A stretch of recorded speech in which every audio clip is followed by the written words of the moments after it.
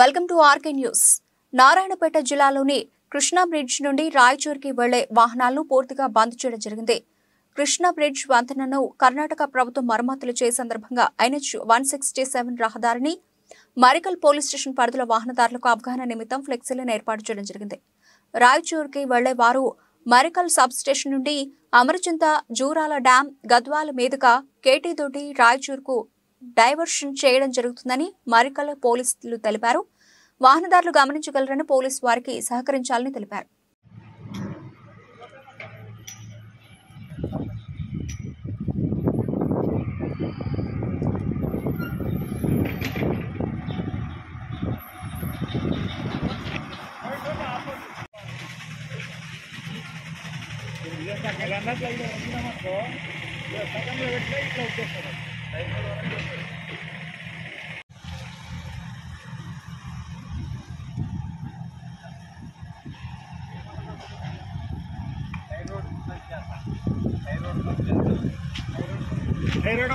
Krishna